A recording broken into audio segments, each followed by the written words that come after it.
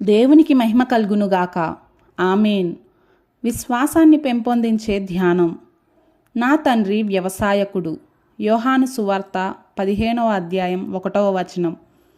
బాధ అనేది ఏ రూపంలో మన పైకి వచ్చినా అది దేవుని నుండి మనకేదో దీవెనను తీసుకొచ్చిన రాయబారి అని తెలుసుకొని ఉండడం ఎంత ఆదరణకరమైన విషయం. లోకరీతిగా చూస్తే అది గాయపరిచేదిగాను నాశనకరమైనదిగాను ఉండవచ్చు. కానీ ఆత్మీయంగా అది ఆశీర్వాద హేతువే. మనకు గతంలో లభించిన అనేకమైన దీవెనలు బాధల ద్వారా, ఆవేదన ద్వారా కలిగినవే. ప్రపంచం పొందిన అత్యంత విలువైన బహుమానం పాప విముక్తి. ఇది ఒక మనిషి పొందిన ఘోర శ్రమ, వేదనల మూలంగా కలిగిందన్న విషయాన్ని మర్చిపోకూడదు. మన పైకి వచ్చే ప్రతి కత్తిరింపులోనూ మన కొమ్మలు, ఆకులు ఆ పదునైన కత్తి దెబ్బలకు తెగిబడినప్పుడు ఈ మాట జ్ఞాపకం ఉంచుకుంటే మనకు ఆదరణ కలుగుతుంది. నా తండ్రి వ్యవసాయకుడు. నేను ఒకసారి ఒక ద్రాక్ష తోటకు వెళ్ళాను. అక్కడ నోరూరించే ద్రాక్షలు అన్ని వైపులా గుత్తులు గుత్తులుగా వేలాడుతున్నాయి.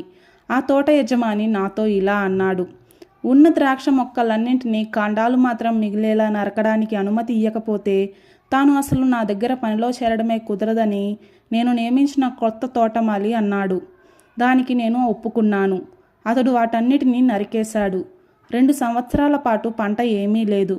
కానీ తర్వాత ఫలితం చాలా అందంగా, ఫలభరితంగా ఉంది. ఇలా కొమ్మల్ని కత్తిరించడంలోని అర్థం క్రైస్తవ జీవితానికి కూడా వర్తిస్తుంది. కత్తిరించడం ద్వారా ద్రాక్ష తీగను నాశనం చేస్తున్నారనుకుంటాం.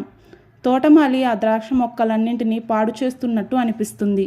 కానీ భవిష్యత్తులో ఈ కత్తిరింపు వల్ల దాని జీవితం ఫలభరితమైన గొప్ప ఫలితాలను ఇస్తుందన్న విషయం మనం తెలుసుకోవాలి. నొప్పి అనే ధర చెల్లించకుండా ఆశీర్వాదాలను కొనుక్కోవడం అసాధ్యం. వాటిని సాధించడం కోసం మనం కొంచెం శ్రమించాల్సిందే. దేవునికి మహిమ కలుగునుగాక. ఆమేన్.